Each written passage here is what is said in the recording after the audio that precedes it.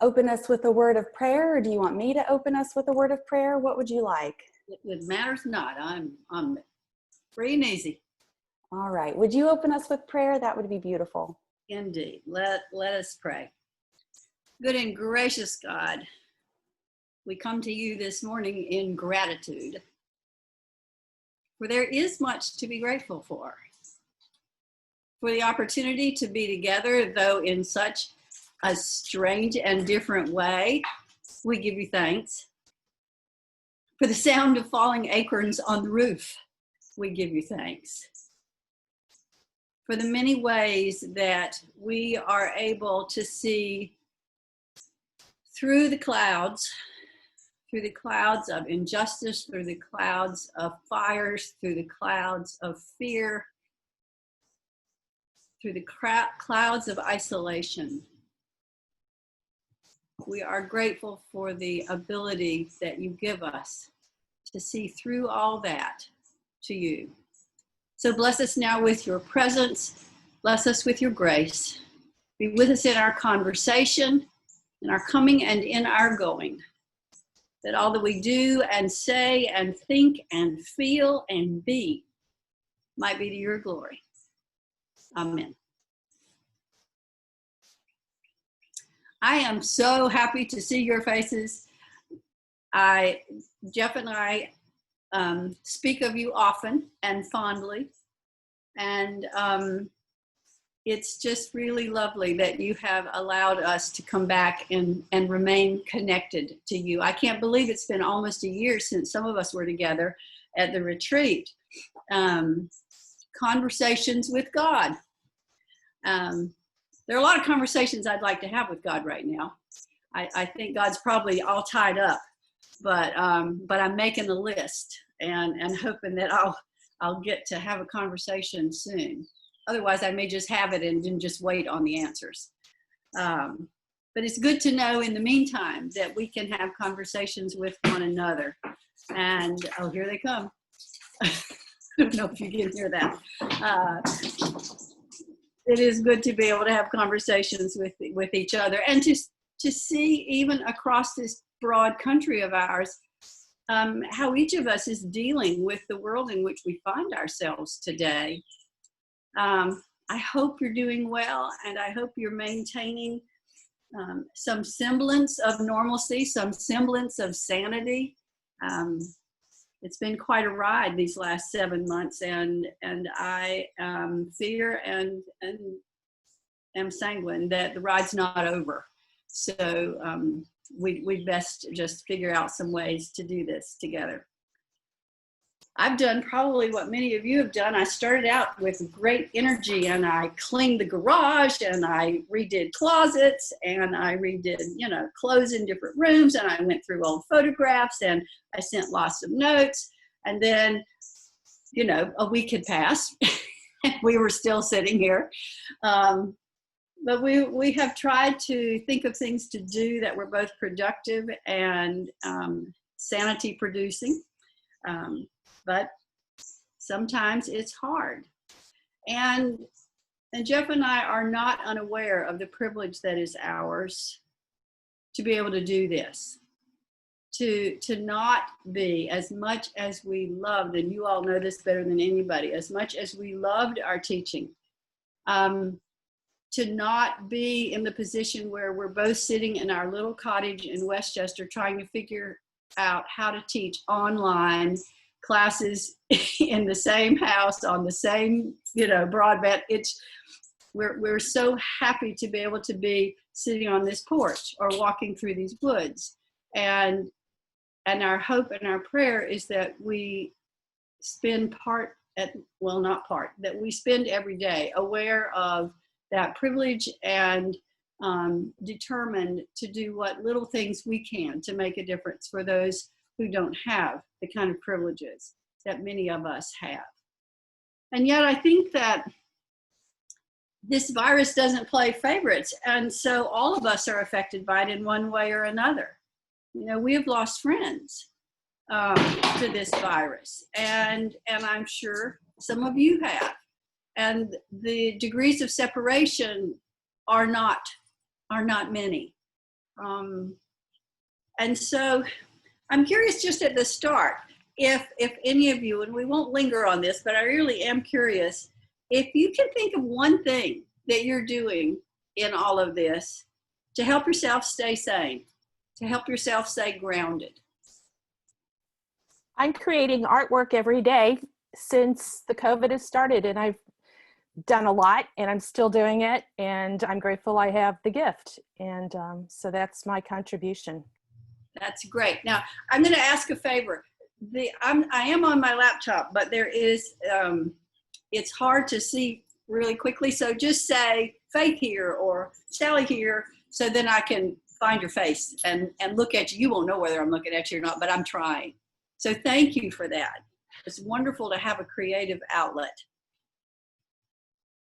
Others? Barbara's hand is raised. Yeah, I won't call on you. Just unmute yourself and you know how to unmute yourselves? Well, the other person's unmuting. This is Sally. I used to say Sally. And I just finished up another baby quilt for our productive BPC congregation. So it'll be my pleasure to turn it over to Marianne, and she'll let me know when the next baby arrives. Fabulous. Fabulous. Creative, another creative.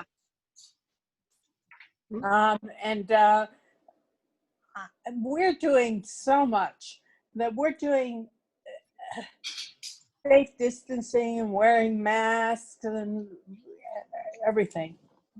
Not going to work. Yeah, not going to work. We said, Right. okay. Thanks. This isn't doing anything for anybody other than myself, but I jog 4 miles a day. So that has helped me. I have a treadmill. I'm not on my treadmill. I'm outdoors. So enjoying the outdoors, because I've never been able to really do that before because I traveled. So I'm not traveling. Right. It's for myself only. But and is the air okay there right now? it isn't. Well, it's moderate. I think it was moderate yesterday. I did it even when it wasn't okay, just because it did more for me. I mean, it just, otherwise I'd be here. I work in my house and I'd be in my house all day long without any break. So that's no good. Yeah, no. Good for you for taking care of yourself. Yes.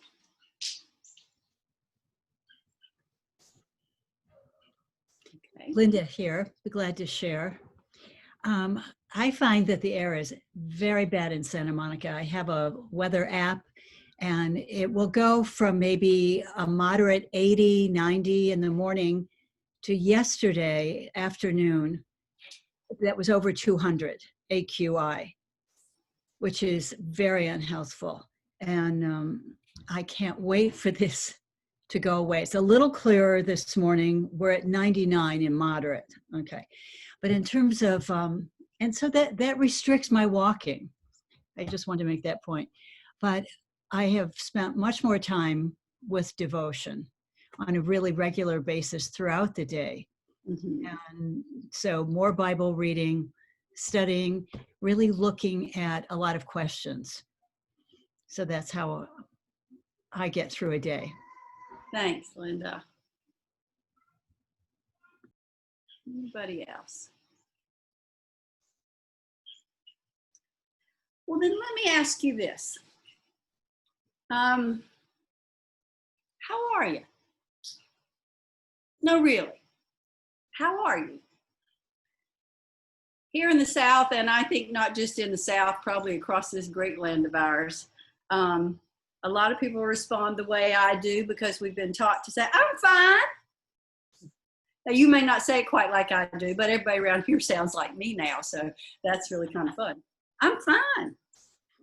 But wait a minute, how are you? I'm Really? worried. How are you? Yeah. What is your most prevalent, regnant, persistent emotion these days? I'm sad. I am so sad for our country. Okay. Profoundly sad. I'm worried. Worried. Probably worried. I'm a worrier, so worried. Okay. Another word.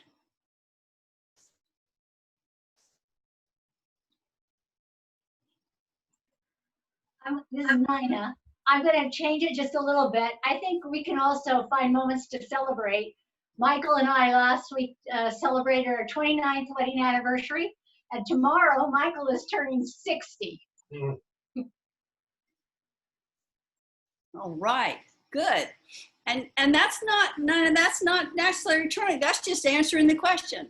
And that's where you are right now. You're feeling celebratory. What This about? is Faith. Oh, I'm sorry. Oh, that's okay, Faith. Go ahead. This is Faith, and I'm living in St. Louis, and COVID has really affected my direction. I'm a professional museum educator, and so I'm kind of waiting out for positions to happen. I'm finding that where I was a little like, oh my God, what I'm going to do, to more determined, more perseverant, and I'm a little bit more direct than I was before. I don't know if any of you read Thich Nhat Hanh, but he wrote a book about fear and excitement are the same energy. It's just how you shift it. So I'm shifting it to more of a gratitude and participation. So that's my 2 cents.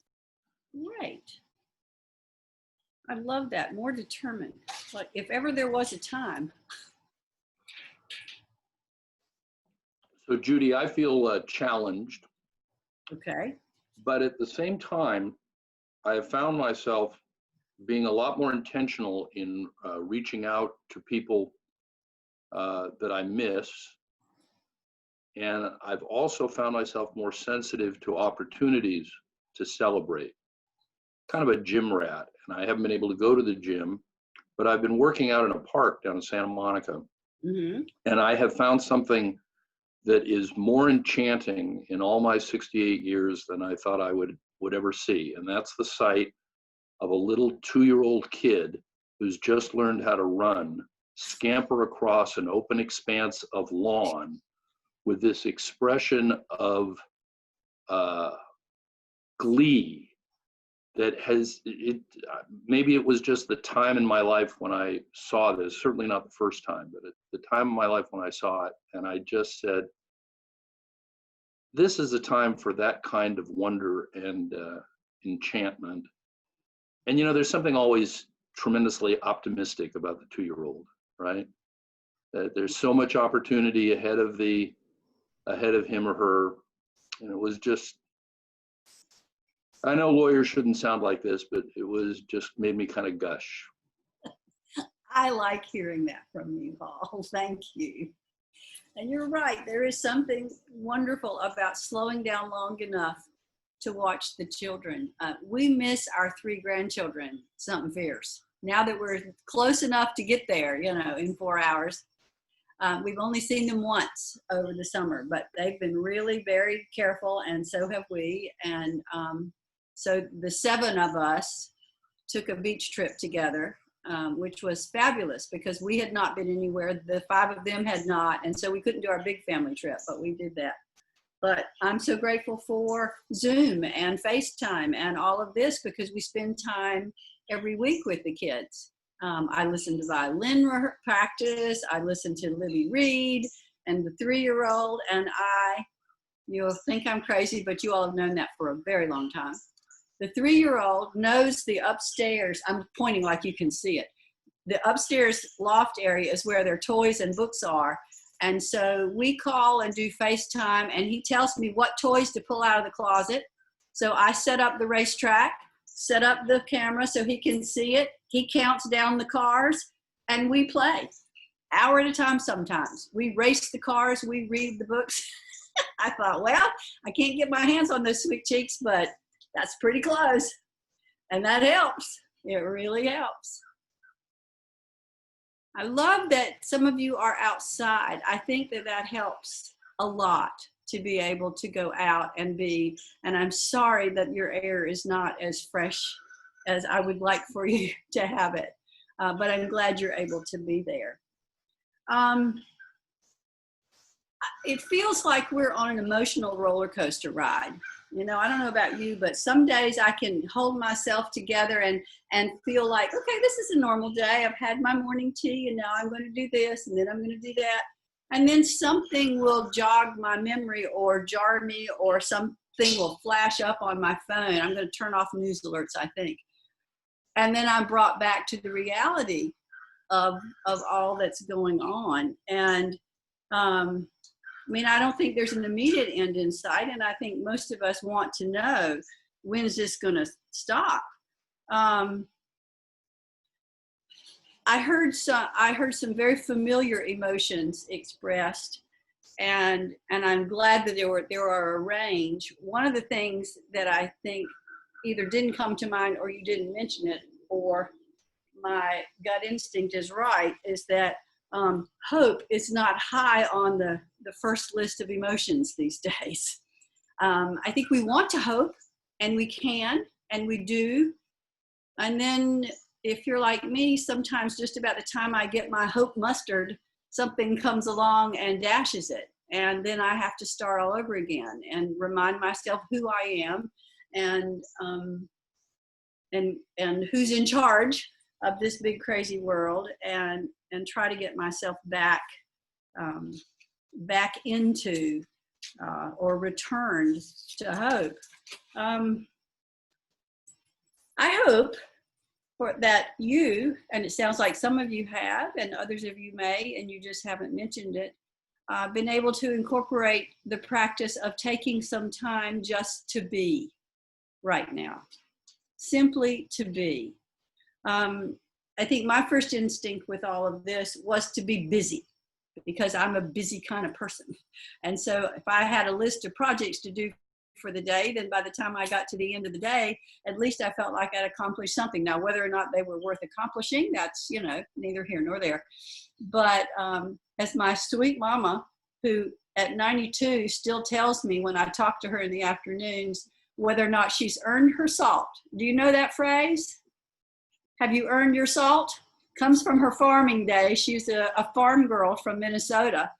And you didn't get the afternoon treat.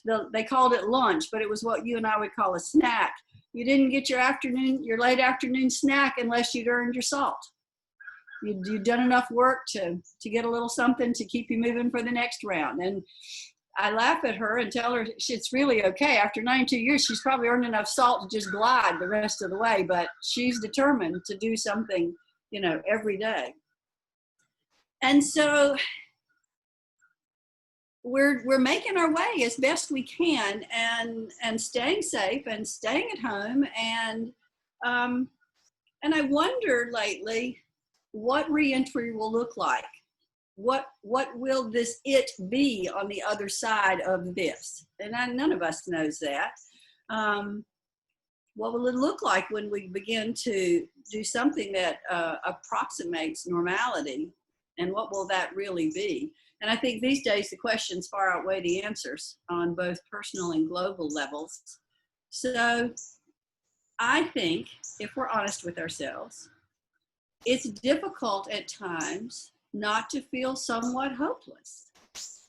And my first response to that is that we need to allow ourselves to feel that way. We need to acknowledge that, at least. Now, that's not a feeling that any of us likes or wants, but if we brush over it too quickly, then we're not doing any good. We're not helping ourselves or anybody else. And if you give yourself some time every day to just be, then the way you might be some days is feeling hopeless. Now, I'm not suggesting we sit, you know, and marinate in it, or we sit and do that and just don't, you know, can't get up and fix our lunch or our dinner or go for that walk or paint that picture or call that friend or open our eyes and watch that child run. But it's okay and even healthy, I think, to acknowledge the fact that there are times these days that we feel hopeless. And what we need is hope. And I'm not trying to start on such a low note that it looks like, well, glad we're all together now, and here we are, just one hopeless, sorry lot. So let's just sit here, you know. We can cry in our tea or our coffee or our beer or whatever beverage is making the day work these days. I'm not trying to do that, but I do think it's important and healthy, as I said, to acknowledge that there are moments of hopelessness, there are moments of longing, and sometimes I think, especially we in a group like this, we think, well, we can't really acknowledge it, we can't let that come all the way to the surface because you know, we're people of God, and we shouldn't allow ourselves to feel hopeless if we're truly people of God. We're the children of a loving God. So who am I to feel hopeless? And that there must be something wrong.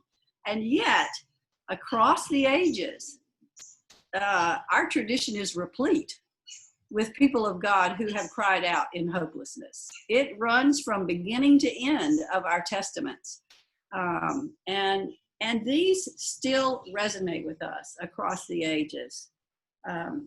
I think that truly the idea of lamentation, and that's not a word we use very often, lament, that sounds like an old-fashioned word or a Bible word. But lamentation, the practice of lamentation fills our tradition. And friends, if ever there was a time for lamentation, this is it. In our lifetimes, if ever there was a time for lamentation, this is it. Because the list of the world's problems, it's really long, and it's far too long to enumerate. And it seems like every day it grows. Jeff and I laugh. We try to laugh a little every day. And of course, you know, living with him, I do laugh a little every day because he's still crazy as he was when we left, if not a little crazier. But we laugh and say, don't even say out loud, no, let's fix that. Don't even think, no, let's fix that. Don't even let this idea cross your mind, what next? Because by George, the next time you hear the news or the next time you look out the window, you'll find out what next, and it's worse than the last. And I'm afraid to even ask that question. So I try not to ask that question anymore. What we're experiencing here and what I'm experiencing with people across the country as I do some things like this with other folks is kind of a general malaise setting in, and not a small degree of depression. I'm doing some work at a church here in Raleigh because I'm retired, but you know, you knew I wouldn't be very still very long. So I'm doing some part-time work at a large Presbyterian church here in Raleigh as a parish associate, and much of my work is pastoral care. So I spend a lot of time not visiting anymore, but on the phone. And my conversations with people started out really brief and light, and oh, thank you so much for checking on me, and you know, hope things are going well. Yes, hope they are with you too. Next, and I'd get to my next call. Not a few of my calls these days have turned into 30 and 40-minute conversations. And these are people, some of whom I met and many of whom I have not, but who are members of the church, who I've met on the phone, who now trust me enough to talk to me about how they're feeling. And it's been amazing over these 7 months to experience how people are dealing with this. And so there just seem to be a lot of challenges at every turn. And you all know, and I know you've experienced this in your congregation, it's not all COVID all the time. It just isn't. That's huge. But people are still getting cancer, and people are still having heart attacks. And as Sally said, people are still having babies. And people are having crises, mental and physical and spiritual, in their lives, some of which are exacerbated by COVID, and certainly our response to it is exacerbated by COVID, but not caused by that. And so when you keep piling these things one on top of the other, it seems appropriate, in addition to just acknowledging our sense of hopelessness sometimes, it seems appropriate to lament. And so we will not be the first, nor will we be the last of humans who cry out in response to the sorrow and suffering of the world in lamentation.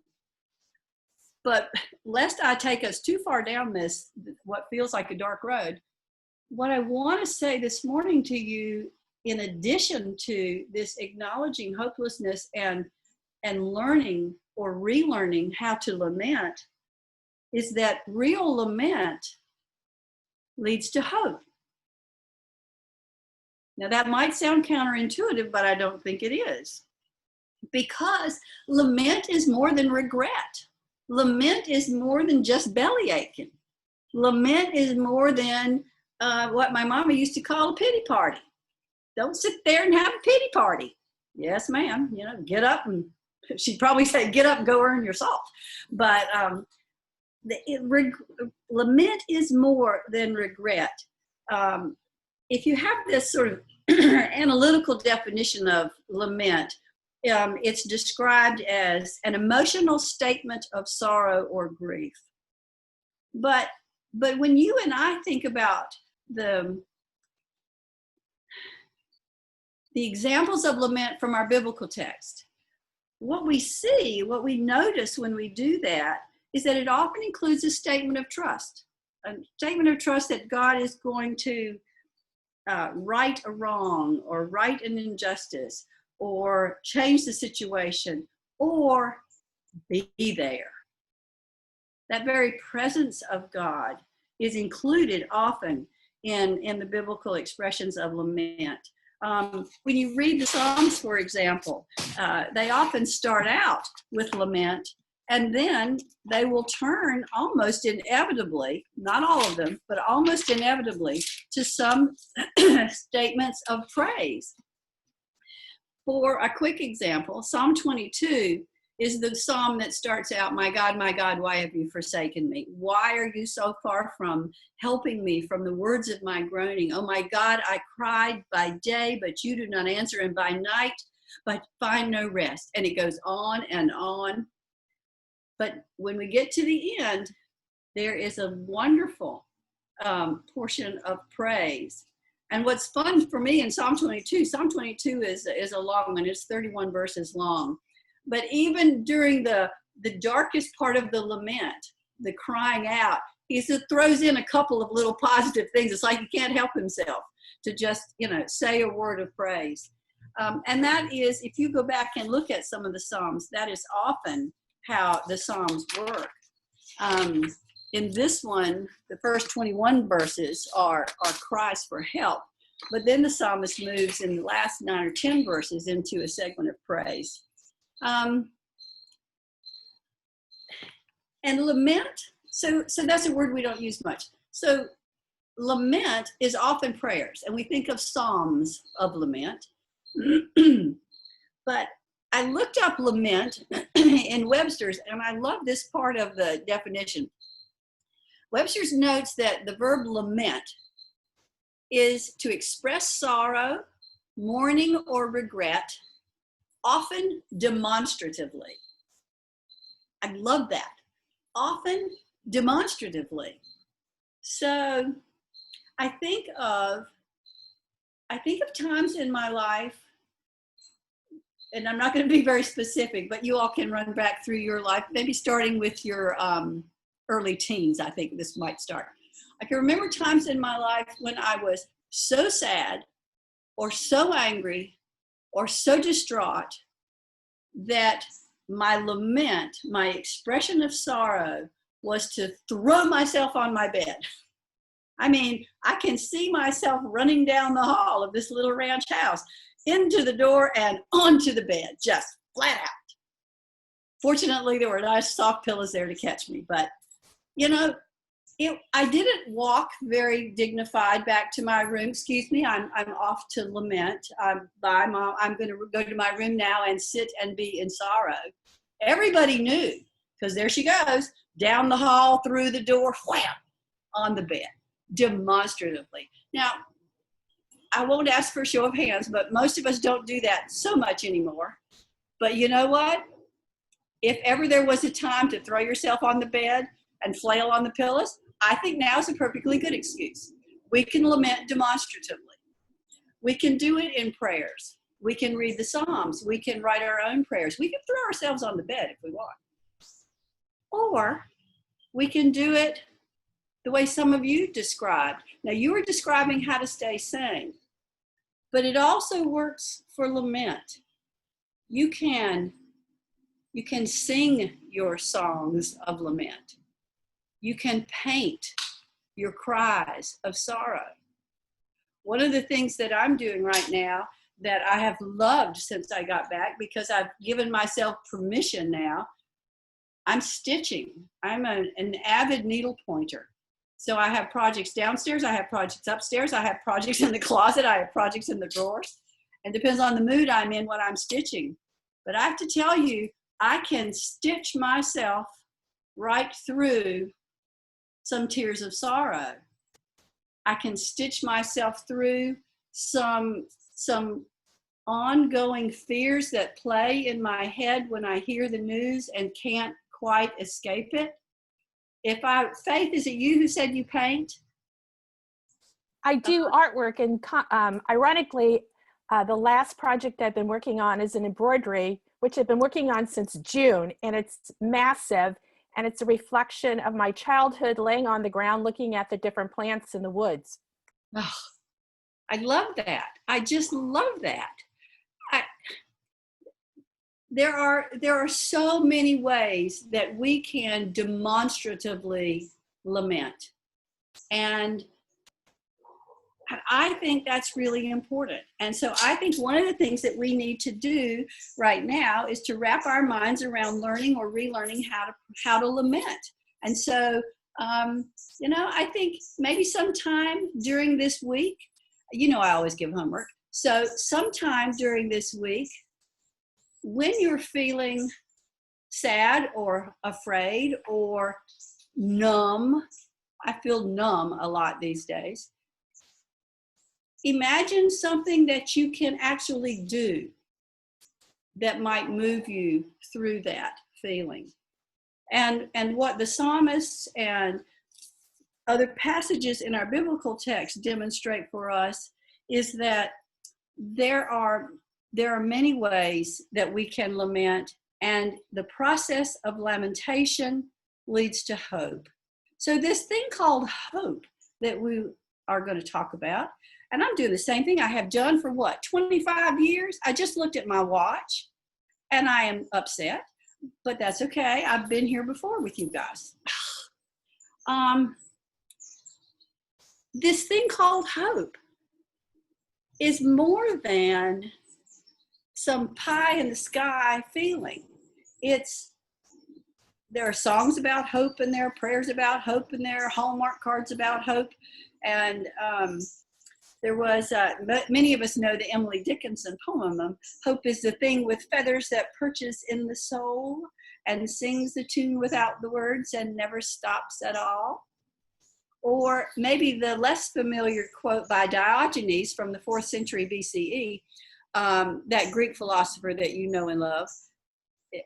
Hope is a waking man's dream. Or from our biblical text from Habakkuk, "Though the fig tree does not blossom and no fruit is on the vines, yet I will rejoice in the Lord." There are lots of ways to describe hope. And so one of the things that I would suggest is that we think about what hope is not. It's not just wishful thinking.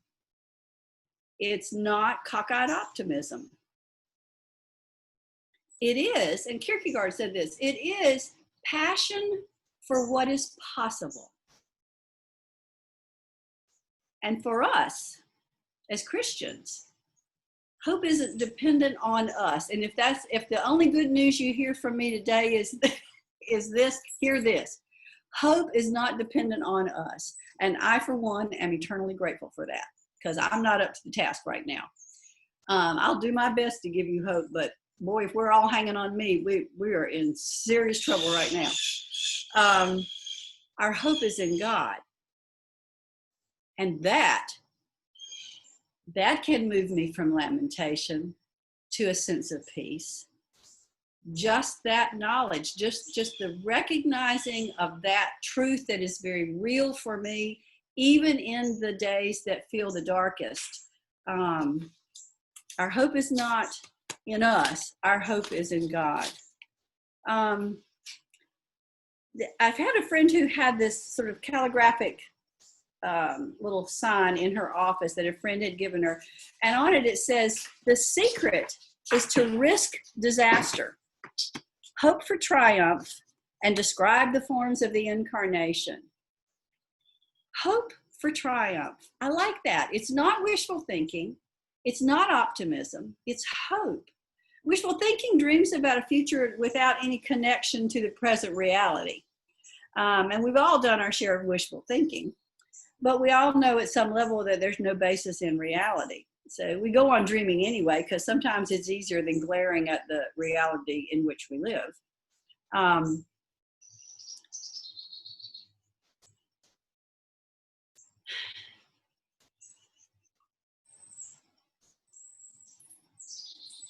We have to, during these crazy, crazy days, try to discern for ourselves how to lament and trust that that's going to lead us to hope. It's not just optimism. Optimism is something else altogether. Optimism is based on cause and effect, and we draw conclusions about the future on the basis of our experience of the past and present. We're optimistic based on some evidence that the future will unfold as we imagine. However, if you and I look seriously these days at the world around us, our optimism might grow a little thin. And I am one of the most optimistic people I know. I sometimes describe myself as a recovering Pollyanna, because I have spent a good deal of my life just knowing and believing that there is really deep good in everybody, and in the end, everybody's going to turn around and be nice and kind and just love one another. And there is a naivete to that sometimes gets me through the day and sometimes makes me feel just downright silly.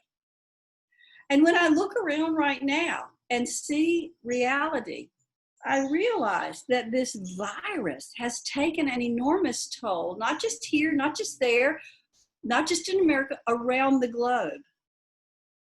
And I am very aware that it takes a long time to develop and test vaccines that can then be given before we can have any kind of normalcy. And I'm very aware as I look around here, and I will bet as you look around there, that there are some people who refuse to believe in science and do the gracious thing of taking care of themselves and the people around them. We can go on, but you get the idea. I don't think optimism is likely to sustain us right now. So what we need is hope. What we need is hope. Emily Dickinson had a really, is said to have had, I didn't know her, I'm old, but not that old. She is said to have had a sort of characteristic shyness in terms of overt religious language. She's the one who wrote, "Hope is a thing with feathers that sits in the soul and sings the tune without the words and never stops at all." And I wonder if Dickinson is simply giving us a really lovely image of fluid and melodic and constant bird song that lifts up our spirits almost despite ourselves. Or maybe and, not necessarily or, is she metaphorically pointing us to the Holy Spirit, dwelling wordlessly beyond the ashes of our wishful thinking and optimism? You don't have to be overt in your religious language to get across the ideas that are so true to those of us who believe in this triune God.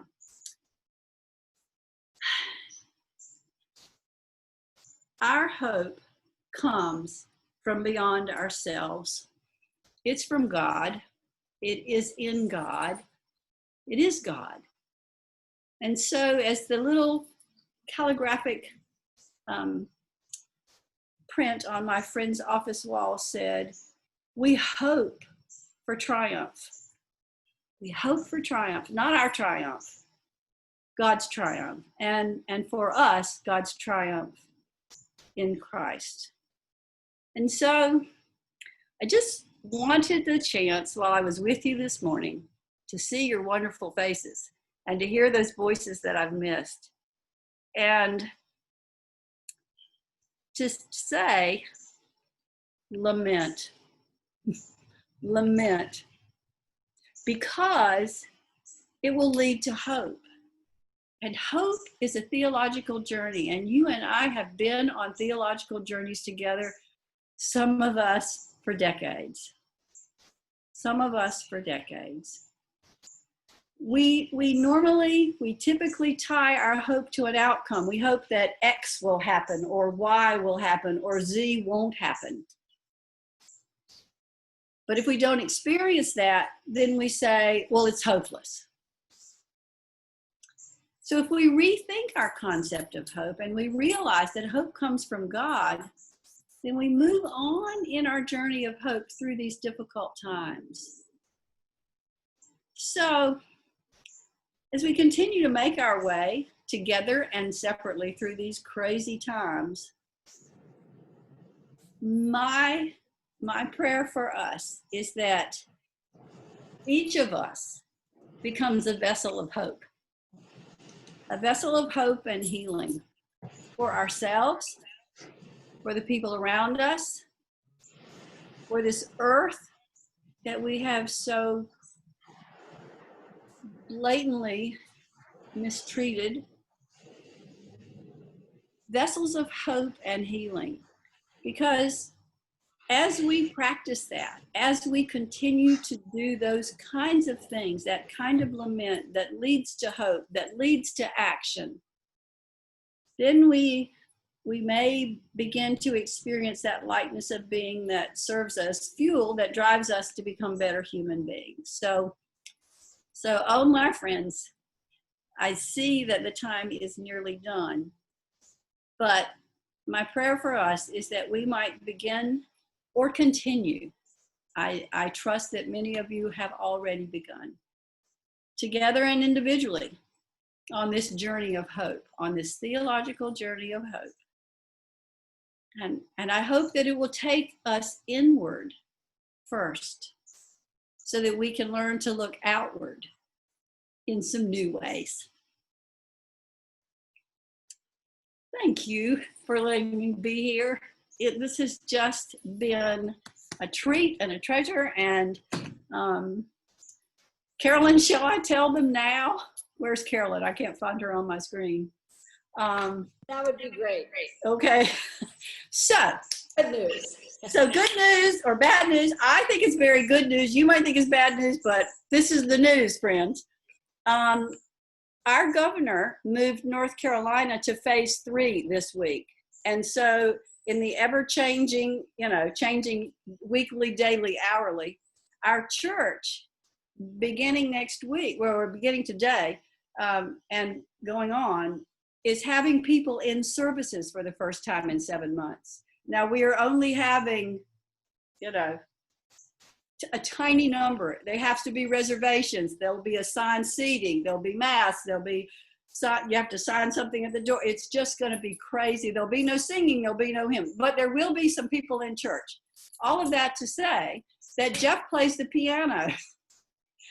And so he can't be with you next week. And he is very sad about that. There was no way we could have anticipated this. We have not been able to outguess our governor for 7 months, but he's been very good and very careful. So if you're willing to come back, I'm willing to come back, and we can talk some more next week. And I was thinking what would be fun, because you had asked Jeff to do something on New Testament, would be something like, I gave you a title, didn't I, Carolyn? An Uncomfortable Kingdom, Jesus and Justice. I think it would be fun to look at one of the parables, and let's look at the laborers in the vineyard, a very unpopular or easy to relate to, because it's just not fair. these days it's good to talk about justice. And I will make you a promise. Don't know if I'll keep it, but I'll make you a promise that I'll try really hard next week to not be the only one talking. So thank you for indulging me today. I just had a lot to say. It's been a year. I think I did pretty well to just, not still be going on and watching all of you sign off.